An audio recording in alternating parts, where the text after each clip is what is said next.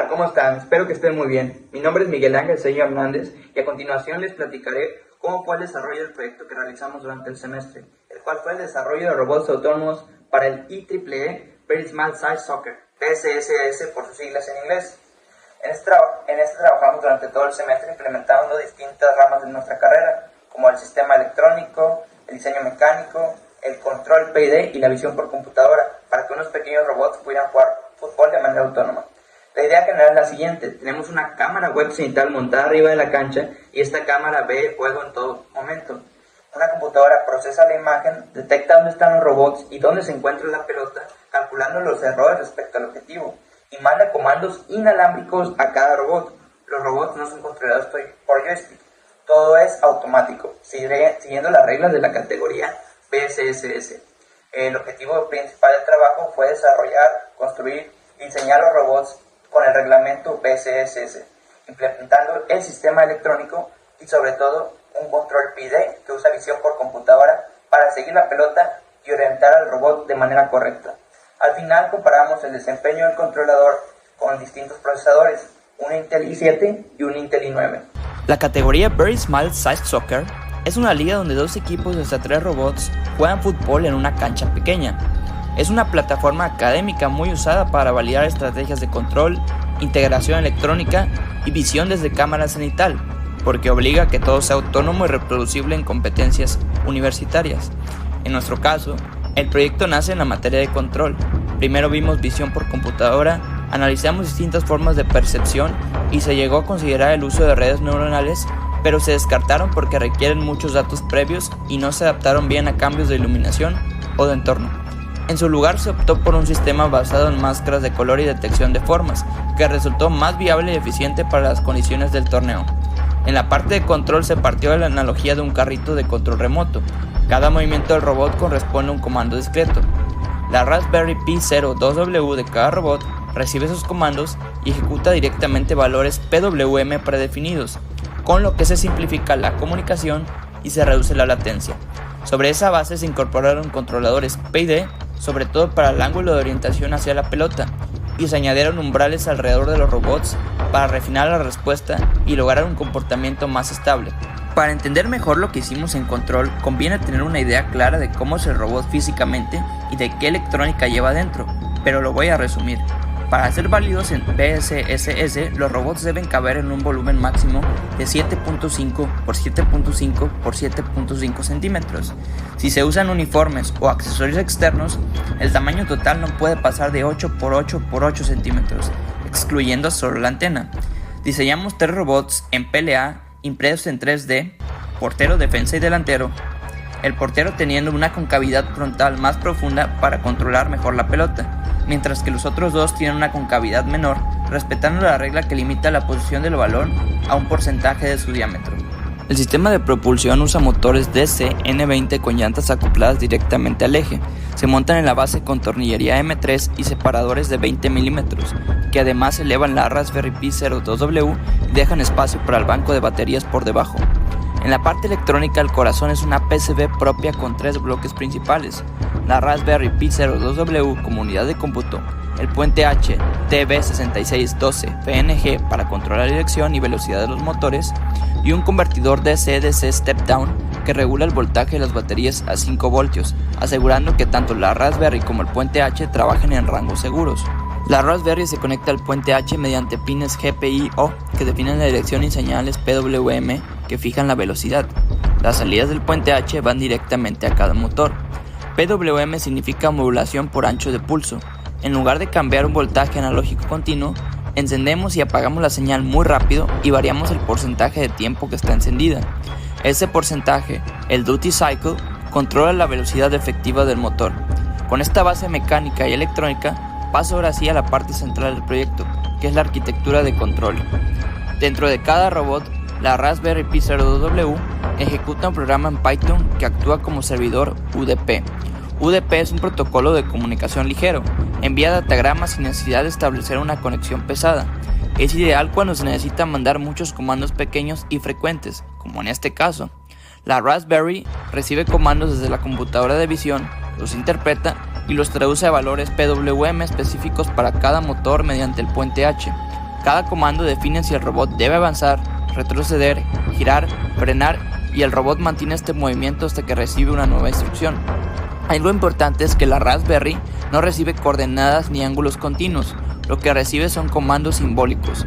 Cada comando se mapea internamente a un valor numérico para cada rueda en el rango de menos 255 a más 255. Esos valores no son PWM negativos. El signo se usa para decidir la dirección de giro con el puente H y la magnitud se normaliza para obtener un duty cycle entre 0 y 1.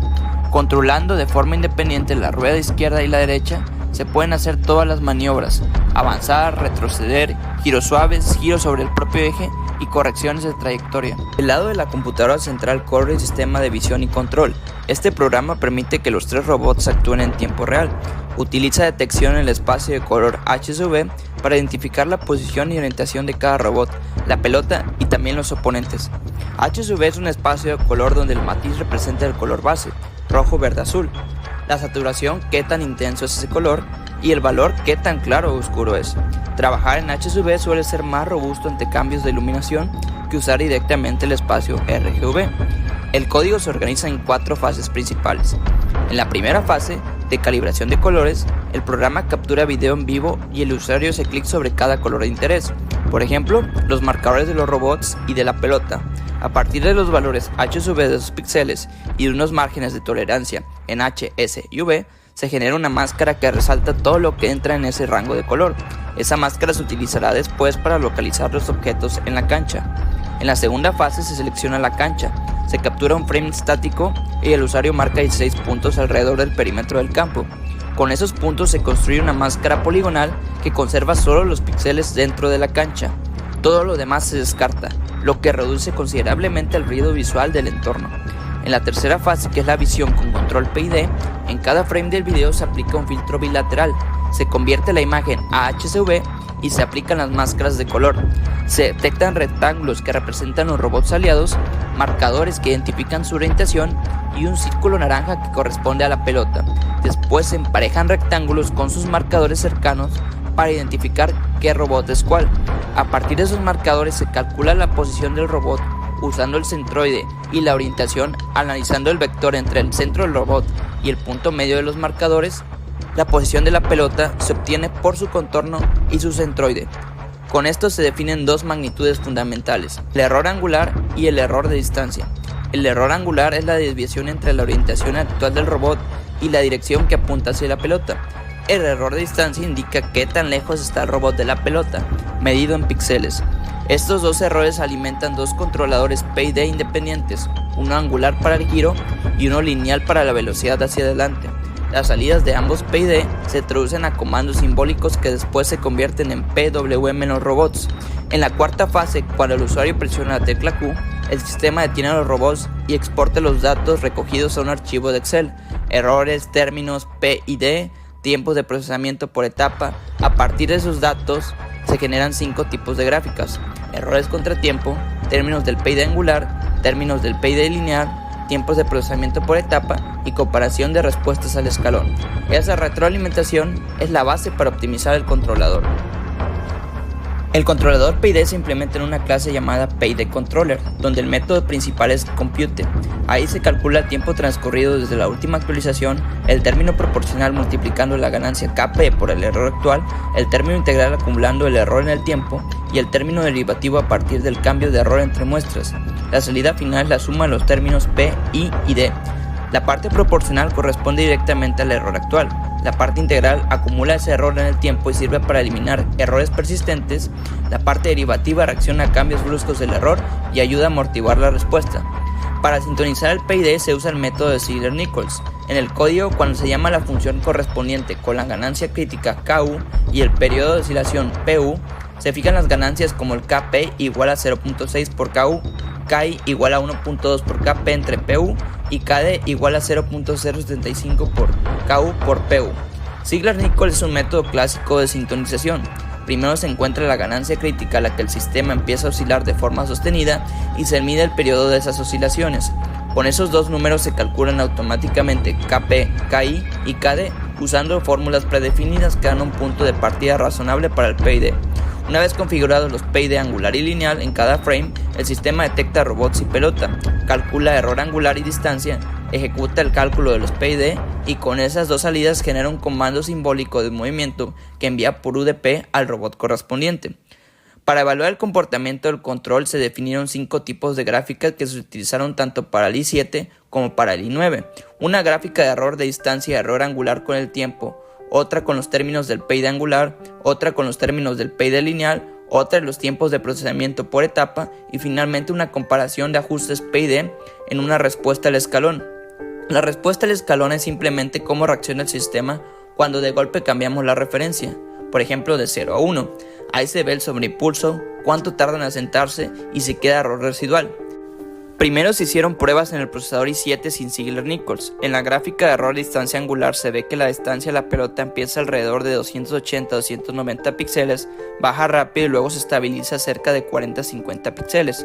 O sea, el robot sí se acerca pero tarda en asentarse del todo. El error angular tiene un pico inicial de unos 155 píxeles por el giro fuerte al principio y después cae cerca de 0 con pequeñas oscilaciones. Alrededor del segundo 67 aparece una perturbación importante. La distancia sube unos 320 píxeles y el ángulo unos 85 píxeles. El sistema corrige, pero la distancia final queda más alta que antes, lo que muestra que el control funciona, pero es sensible a cambios bruscos y a cierto error residual. En el PID angular del i7 sin Ziegler-Nichols, la salida tiene un pico inicial muy alto para alinear al robot y luego varias caídas y subidas cada vez que se desalinean. La parte proporcional es la que manda casi todo el tiempo. La integral crece despacio y la derivativa apenas interviene. En resumen, corrige bien, pero de manera agresiva. En el PID lineal pasa algo parecido.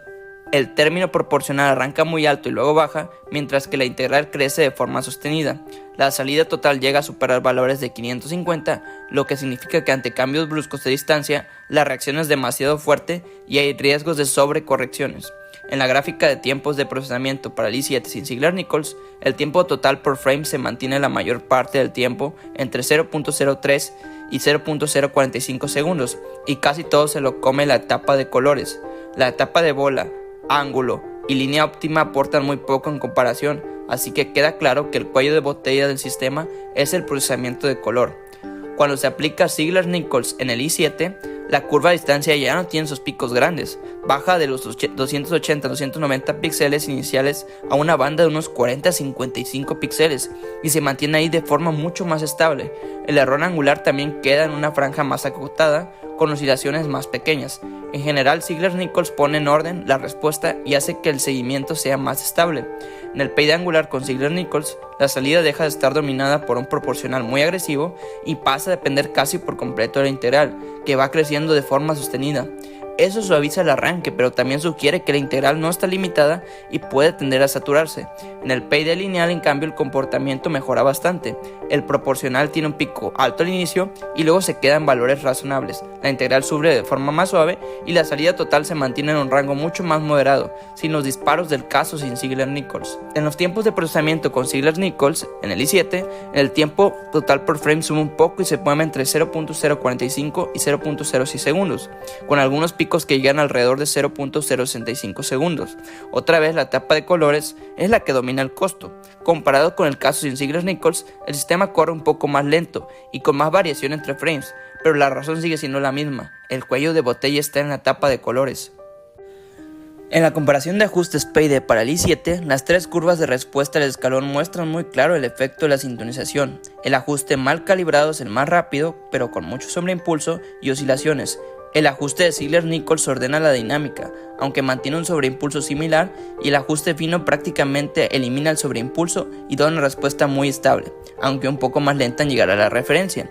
Esto confirma que Ziegler-Nichols es un buen punto de partida, pero el mejor desempeño se consigue afinando después de las ganancias.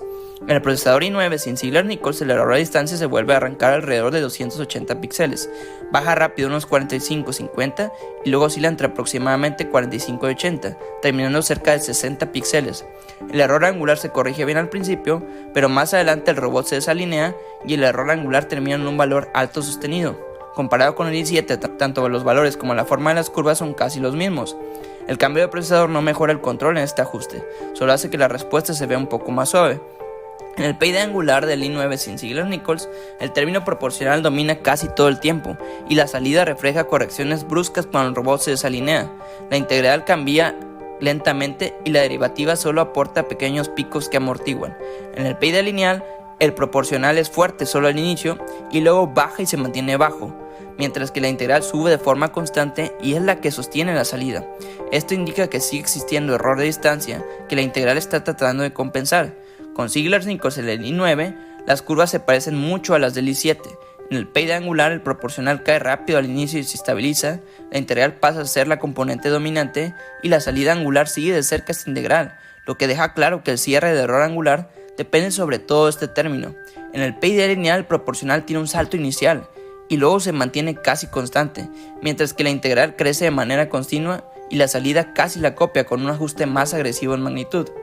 En la gráfica de tiempos de procesamiento del i9, el tiempo total por frame se mantiene la mayor parte entre 0.013 y 0.016 segundos, con picos aislados que llegan aproximadamente a 0.021 a 0.022. La etapa de colores vuelve a ser la dominante, y bola, ángulo y línea óptima aportan muy poco. Comparado con el i7, el tiempo total baja de 0.04 a 0.6 a unos 0.014 y 0.6 segundos. Es decir, el sistema procesa de 3 a 4 veces más rápido y tiene mejor margen para seguir la pelota en tiempo real. En la comparación de ajustes de payday en el i9, las tres curvas mantienen el mismo patrón que en el i7. El ajuste mal calibrado es rápido pero con mucho sobreimpulso, el de Ziegler-Nichols es algo más ordenado pero todavía con sobreimpulso, y el ajuste fino casi no presenta sobreimpulso, aunque es más lento en llegar a la referencia. Cambiar de i7 a i9 no modifica la dinámica del payday en la prueba de escalón, lo que cambia realmente es el tiempo de procesamiento de cada frame. Todo este análisis de control nos lleva a varias conclusiones.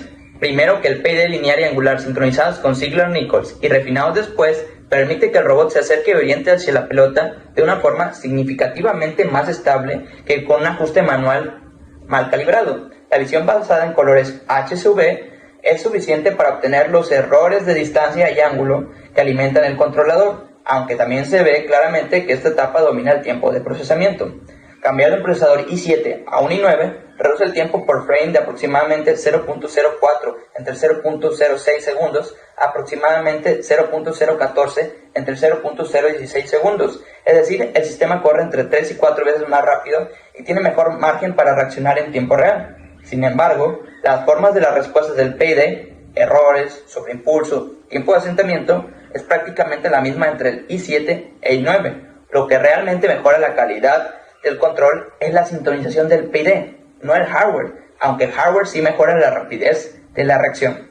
Además, la generación automática de gráficas y la exportación a Excel hace posible cerrar un ciclo completo de diseño, prueba, medición y ajuste del controlador de manera sistemática. En conjunto, el proyecto no solo construye robots que puedan jugar en la categoría PSSS, sino que aporta una plataforma experimental bien documentada para seguir mejorando estrategias de visión y control en el futuro. Muchas gracias por su atención. Cualquier duda específica sobre la implementación del payday, la parte de la visión o las pruebas entre el i7 y el i9, con gusto puedo comentar.